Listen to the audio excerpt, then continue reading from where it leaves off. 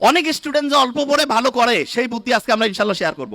এবং হাফেজ যে হয় মানুষ, অল্প ব্রেন, মাথায় কিছু থাকে না, কোরআন পড়তে গেলে সে শিখে ফেলছে। আল্লাহ কোরআনের মধ্যে এমন একটা অসাধারণ সামঞ্জস্যপূর্ণ শৈলী দিয়েছেন, ব্রেইনের মধ্যে ওই ওয়েভটা তৈরি হয়, ওই তরঙ্গটা তৈরি হয়, যেই তরঙ্গ তৈরি হইলে পরে পড়া লং টার্ম মেমোরি সেন্টারে রিজার্ভ হয়।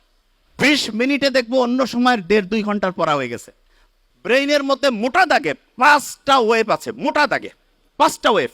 5টা ওয়েভের মধ্যে একটা ওয়েভ আছে সবচাইতে স্টুডেন্টের জন্য প্রয়োজনীয় ওয়েভ। এবং যে কোনো স্টুডেন্ট যে বুদ্ধিমান সে চিন্তা করতেছে ওই ওয়েভটা যদি আমি তৈরি করতে পারি ব্রেইনে, আর তারপরে যদি আমি পড়ি 1 ঘন্টায় 3-4 ঘন্টা পড়া হবে। এইটা তৈরি করার 2টা বুদ্ধি। একটা হচ্ছে ন্যাচারালি ব্রেইনের মধ্যে ওই ওয়েভটা তৈরি করা যায়, যেটা তৈরি করলে পরে অল্প একটু পড়লেই পড়া শর্ট টার্ম থেকে লং টার্ম মেমোরি সেন্টারে রিজার্ভ হওয়ার যে প্রক্রিয়াটা, এটা ফাস্ট হবে। আরেকটা আছে আর্টিফিশিয়ালি। আর্টিফিশিয়ালি মানে আমরা নিজেরা চাইলে পরে ব্রেইনের মধ্যে ওই ওয়েভটা তৈরি করতে পারবো। বেশিরভাগ জনের মাথায় আসতেছে যে আসলে ওই ওয়েভটার নাম কি, ঠিক না? 100% তাই তো আসার কথা, যে ওই ওয়েভটার নাম কি, যে সবচেয়ে দামি ওয়েভ যেটা আমাদের দরকার, ওই ওয়েভটা আসলে তৈরি হয় কিভাবে? আর ওই ওয়েভটা আমরা ন্যাচারালি তো তৈরি হলে তো আলহামদুলিল্লাহ, আর্টিফিশিয়ালি যদি তৈরি করতে পারি তাহলে সেটার সিস্টেমটা কি হবে, তাহলে স্টুডেন্ট ভালো হয়ে যাবে। একটা জিনিস, এবং আজকে আমরা যা যা আমি বলছি আমার কিন্তু খেয়াল আছে এবং গরিব আছে, আমি কিন্তু ধরবো র্যান্ডম। ব্রেইনের মধ্যে ওয়েভ কয়টা?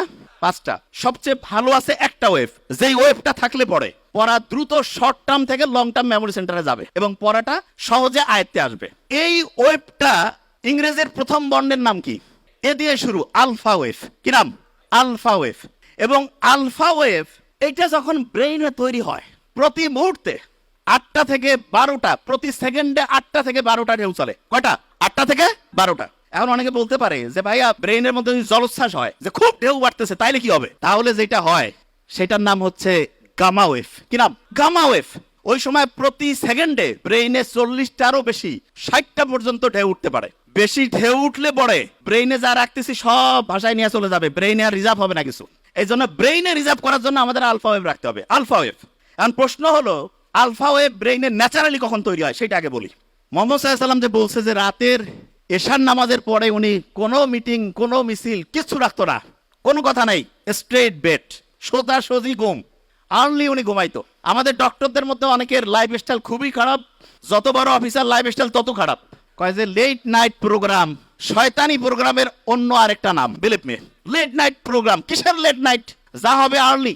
এবং ঠিক এশার নামাজের পরে যদি আমরা ঘুমাই তাহলে ইনশাআল্লাহ আমাদের ব্রেইনের মধ্যে একটা সুপার ক্লক আল্লাহ বসায় রাখছে, হাইপোথ্যালামাসের মধ্যে আছে, টিক টিক টিক টিক করে চলতেছে, ওর কোনো টাইম দেখা লাগে না, অটোমেটেড অ্যালার্ম সেট আপ করা আছে, অ্যালার্ম বাইরে থেকে ঘড়িতে দেওয়া লাগবে না। কেউ যদি এশার নামাজের পরে ইনশাআল্লাহ ঘুমায় যায়, ভোর 3টা, 3:30, 4টার মধ্যে ঘুম থেকে উঠবে। কিন্তু ইন্টারেস্টিং পয়েন্টটা ওই জায়গায় না। ইন্টারেস্টিং পয়েন্টটা হচ্ছে বেশিরভাগ স্টুডেন্ট বলে যে আমি রাতে ঘুমাইলাম 12টায়, সকালে উঠলাম 7টা, 7 ঘন্টা তো আমি ঘুমাইলাম। আর একজন ঘুমাচ্ছে রাত 9টায়, সে উঠলো ভোর 4টায়, সেও 7 ঘন্টা। তো অনেকের মাথায় আসে যে 7 ঘন্টা ঘুমাইলে হয়েছে, কখন ঘুমাই, টাইম তো 7 ঘন্টায় হয়েছে, ব্রেন বোধহয় ঠিকভাবেই কাজ করতেছে। নো, এটা ভয়ঙ্কর একটা মিস্টেক, ভয়ঙ্কর। ব্রেনটা রিচার্জ হওয়ার জন্য সবচাইতে দামি প্রসিজার যতগুলো পদ্ধতি আল্লাহ দিয়েছে তার মধ্যে নাম্বার 1 হচ্ছে ঘুম। এখন ঘুমের মধ্যে ব্রেনটা চার্জ হয়, কিন্তু চার্জিং এর সিস্টেমের মধ্যে একটু আল্লাহ টেকনিক লাগাই দিছে। ব্রেইনের মধ্যে যে হাইপোথ্যালামাসের মধ্যে যে মাস্টার ক্লকটা আছে, সে চার্জিং সিস্টেমটা ঘন্টায় ঘন্টায় চেঞ্জ করে। মানে এটা কি, একটু এক্সাম্পল দেই। ধরা যাক কেউ রাত ঠিক 9টায় ঘুমাইছে, ব্রেন চার্জ শুরু হয়েছে, ওই সময় সে চার্জিং পয়েন্টের মধ্যে যে চার্জারটা লাগায় রাখছে সেইটার প্রতি মুহূর্তে চার্জিং ক্যাপাসিটি 100 ওয়াট। কত ওয়াট? 100। এরকম করে 7 ঘন্টায় তাহলে কত ওয়াট চার্জ হবে? 700। কেউ যখন রাত 12টায় ঘুমাইতে গেছে, 12টা থেকে 3টা, এই সময় প্রতি ঘন্টায় তার চার্জিং হবে 100 ইউনিট করে। কত? 3টার পর 4টা পর্যন্ত 50 ইউনিট করে। কত? 4টার পর ফজরের সময়, যে সময় শয়তান আসি কয় আরো ঘুমা, ওই সময় চার্জিং 20 ওয়াট। কয় ওয়াট? 20 ওয়াট। অনেক ছেলে মেয়ে আছে কয় আমি মাগরিবের সময় আমার দিন শুরু, ফজরের পরে আমার রাতের ঘুম শুরু। মানে রাতে সে ঘুমাইতে যায় ফজরের পরে, এবং সে বলে যে আমি 8-9 ঘন্টা ঘুমাই। আর্লি মর্নিং ফজরের নামাজের পরে ওই সময় চার্জ হচ্ছে 10 ওয়াট। কয় ওয়াট? 10 ওয়াটে সে যদি 10 ঘন্টা ঘুমায়, চার্জ কত ওয়াট হবে? আর আর্লি ঈশান নামাজের পরে 1 ঘন্টায় কত ওয়াট? 100। যে কাউকে যদি আমি বলি যে 100 টাকা একটা দিব আর একটা $100 দিব, কোনটা নিব? মূর্খ কবে ভাই আমার ডলার লাগবে, ঠিক না? তাহলে যারা বুদ্ধিমান বুদ্ধিমতী তারা রাতে আর্লি ঘুমাবে নাকি ফজরের সময় ঘুমাবে? আর্লি ঘুমাইলে কি ডলার পাবো না টাকা পাবো? 100 ওয়াট করে প্রতি মুহূর্তে চার্জিং হবে। এখন অনেকের মাথায় একটা প্রশ্ন আসে যে ভাই এটা কিভাবে কাজ করে, কারণটা কি? আল্লাহ ওই যে ঘড়ি হাইপোথ্যালামাসের মধ্যে বসায় রাখছে, সেইখানে ঘুমের মধ্যে দুইটা ভাগ করছে। একটা হচ্ছে ডিপ স্লিপ, কি নাম? আরেকটা হচ্ছে বলা যেতে পারে হালকা স্লিপ। বুঝার জন্য কি স্লিপ? হালকা। তার মানে একটা হচ্ছে ওই যে চার্জিং এর জন্য আছে না পাওয়ারফুল চার্জিং, খুব দ্রুত হয়, এইটা হচ্ছে ডিপ স্লিপ। কি স্লিপ? Deep sleep. আল্লাহ এমন মেকানিজম করছে, ডিপ স্লিপটা হবে রাত 9টা-10টা থেকে শুরু করে ভোর 3টা পর্যন্ত। কয়টা? রাত 9টা-10টা থেকে ভোর 3টা। এবং ইন্টারেস্টিং পয়েন্ট, আমরা যে ঘুমাই প্রত্যেকটা ঘুমের চক্র 90 মিনিট। ফুটবল কতক্ষণ করে চলে একটা সেশন, একটা ম্যাচ কতক্ষণ? 90 মিনিট। এই 90 মিনিটের মধ্যে এইরকম একটা ম্যাচ হয়ে গেল, আমার ব্রেইনের মধ্যে একটা সাইকেল পূরণ হয়ে গেল। কয়টা সাইকেল? একটা। এবং প্রথম রাতে আমি যখন ঘুমাবো, প্রথম রাতে, তখন আমার ডিপ স্লিপটা বেশি হবে। ডিপ স্লিপ যখন বেশি হবে তখন মূলত আমার চার্জিংটা হাইয়েস্ট লেভেলে হবে। কি লেভেল হবে? হাইয়েস্ট লেভেলে। আচ্ছা, যে জায়গায় আমি ছিলাম, প্রত্যেক স্টুডেন্টের মধ্যে যে প্রশ্নটা আসছে, আমরা তাহলে ঘুমাবো ঠিক এশার নামাজের পরে, তাহলে আমাদের ব্রেইনের চার্জিংটা হবে 100 ওয়াটের। আচ্ছা, পড়ার ক্ষেত্রে মোস্ট ইম্পর্টেন্ট, ব্রেইনে কোন ওয়েভ দরকার? Alpha wave. ন্যাচারালি আলফা ওয়েভটা আমি পাবো আর্লি মর্নিং। আর্লি মর্নিং মানে হতে পারে ভোর 4টা-5টা থেকে সকাল 8টা-9টা। এই সময়ে ব্রেইনে আলফা ওয়েভ থাকে এবং আলফা ওয়েভের ঢেউ প্রত্যেক মুহূর্তে 8 থেকে কত? 8 থেকে 12।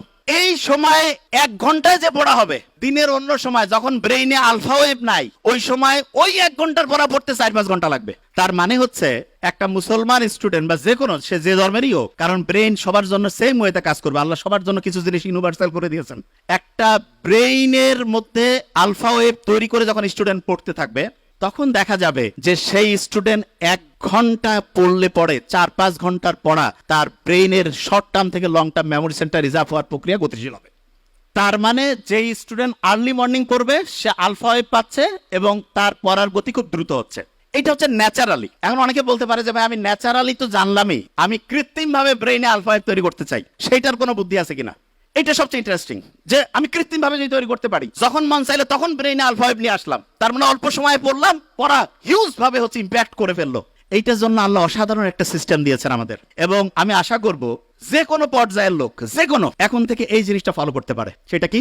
বিজ্ঞানীর অবাক হয়েছে, আমরা যখন নামাজের মধ্যে দাঁড়াই, নামাজ যখন কেউ পড়ে এবং মন দিয়ে নামাজ পড়া বলতে কি, আমি এখন একটা ঘটনায় আসছি, মন দিয়ে কেউ যখন নামাজ পড়ে, ওই সময় তার ব্রেইনের মধ্যে আলফা ওয়েভ তৈরি হয়ে যায়। কি হয়? Alpha wave. নামাজ পড়ে আসলাম, এবং ইসলামে কিন্তু ফরজ নামাজটা মসজিদে পড়ার পরে অন্য যে কোনো নামাজ বাড়িতে পড়তে উৎসাহিত করছে। আমার তো মাঝে মধ্যে মনে হয় যে বাড়িতে নামাজ পড়েই বইটা একটু হাতে নেওয়া উচিত। বইটা একটু হাতে নিলাম, নিয়ে একটু যদি পড়ি, ব্রেইনে আলফা ওয়েভ তৈরি হয়েছে। আচ্ছা, অনেকের মাথায় প্রশ্ন আসে যে ভাই নামাজ পড়লাম, ব্রেইনে আলফা ওয়েভ তৈরি হলো, কতক্ষণ থাকবে? এটা বোঝার একটা এক্সাম্পল দেই। ফ্যান একটা চলতেছে, যদি বন্ধ করি সাথে সাথে কি অফ হবে? কিছুক্ষণ ঘুরবে না? অ্যাবসলিউটলি এই ঘটনাটা ব্রেইনে ঘটে যখন আলফা ওয়েভ। নামাজ পড়লাম, নামাজের পরে যদি 20টা মিনিট পড়ি, 20 মিনিটে দেখবো অন্য সময় 1.5-2 ঘন্টার পড়া হয়ে গেছে। তাইলে আর্লি মর্নিং 4-5 ঘন্টা, আর প্রত্যেকবার নামাজ পড়ছি, নামাজ পড়ার পরে যদি 20 থেকে 25 মিনিট করে পড়ি, ইনশাআল্লাহ ব্রেইনে দেখবো 20 মিনিটে 2-2.5 ঘন্টার পড়া হয়ে যাবে। তার মানে বাকি টাইম অন্য যে কোনো কাজই করি না কেন, ইনশাআল্লাহ আমার পড়া একাডেমিক, তারপরে অ্যাডমিশন, যেই লেভেলে আমি পড়তে চাই, ইনশাআল্লাহ অসাধারণ প্রিপারেশন হয়ে যাবে। এখন হাফেজ যারা হয় তারা পরে আল্লাহর কালাম পড়ে, ঠিক না?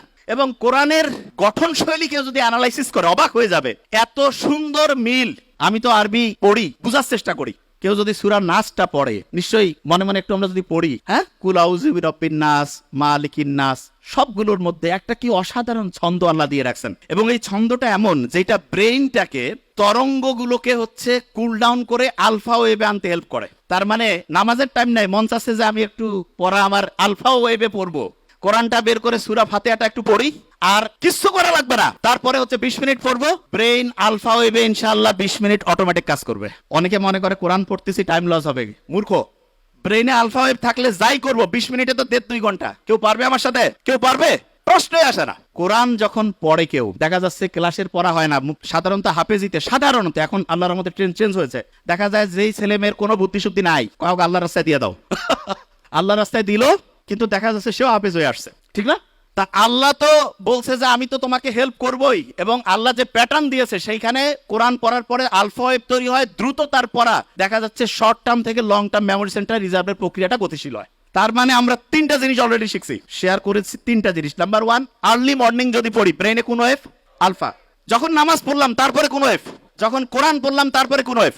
আলফা। তিনটা বুদ্ধি পেয়েছি। আচ্ছা, এখন একটা প্রশ্ন আসে, সেটি হচ্ছে অনেকে বলে যে ভাই আমি তো নামাজ কালাম করি, রোজা রাখি, সবই আছে, একটু ইসলামের বাইরে অন্য কোনো কিছু করি, তা কি এমন হবে? ভালো আমল আর যদি খারাপ আমল কাটাকাটি করে কিছু থাকলে তো আমি ডান হাতে আমল নামা পেয়ে বেহেশতে চলে যাব, এরকম চিন্তা কিন্তু অনেকের মাথার মধ্যে আছে।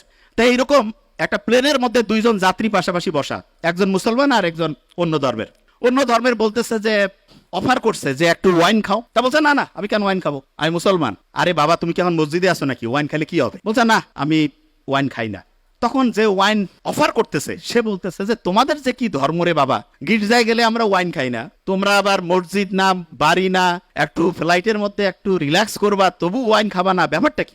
তখন পাশে বসা যে মুসলমান সে বলতেছে যে এই গাড়ির মানে ফ্লাইটে তো যে এটার যে চালক তিনি কিন্তু খ্রিস্টান। বলছে হ্যাঁ খ্রিস্টান, ইউরোপের ঘটনা। তা বলতেছে আচ্ছা ওনাকে যদি এখন মদ খাওয়ানো হয় তুমি কি জানার পরে এই ফ্লাইটে যাবা? কয় না আমি কেন যাবো। কয় কেন যাবা না? বলছে উনি তো এখন ডিউটিতে আছে, ডিউটিতে কেন হচ্ছে মদ খাবে? তখন ওই মুসলমান বলতেছে যে আমাদের মুসলমানের গোটাল জীবনটাই হচ্ছে অন ডিউটি। অন ডিউটি, পড়া, বিয়া শাদী, কথা বলা, কথা শোনা, যা কিছু আছে অন ডিউটি। বিলিভ মি, এটাই সবচেয়ে সত্যি কথা। অনেকে আমরা মনে করি কি মসজিদের মধ্যে যাবো ওই সময় আল্লাহ আল্লাহ করবো, আল্লাহ আল্লাহ তো অবশ্যই করবো, কিন্তু আল্লাহ প্র্যাকটিক্যাল জিনিসটা সবচেয়ে বেশি পছন্দ করেন, সবচাইতে বেশি পছন্দ করেন প্র্যাকটিক্যাল। এবং আল্লাহর কাছে যখন আমরা দোয়া করি রাব্বানা আতিনা ফিদ দুনিয়া, দুনিয়াও লাগবে আখেরাতও, হ্যাঁ, তবে দুনিয়া পাইতে গিয়ে যাতে আখেরাত ধ্বংস না করি, এইটা খুব গুরুত্বপূর্ণ। নিশ্চয়ই বাদশাহ সোলাইমানের ঘটনা আমরা জানি। বাদশাহ সোলাইমান ওনাকে একবার এসে বলতেছে যে তুমি কি দুনিয়া চাও না আখেরাত চাও? তো উনি খুব বুদ্ধিমান, আল্লাহ নবী সম্ভবত, আমার এটা আবার বাদশাহ সোলাইমান, হ্যাঁ দাউদ আলাইহিস সালামের সম্ভবত সন্তান, আমি যতদূর আমার মাথায় আসে। তা উনি বলতেছে বুদ্ধি করে চিন্তা করে যে না আমি আখেরাত চাই। তা বললো তুমি আখেরাত চাও, দুনিয়া তোমাকে খুশি হয়ে দিয়ে দিলাম। তার মানে কেউ যদি আখেরাতে চিন্তা করে, অনেকে চিন্তা করে আখেরাতে চিন্তা করলে দুনিয়া ধ্বংস হয়ে যাবে, কমপ্লিটলি মিস্টেক।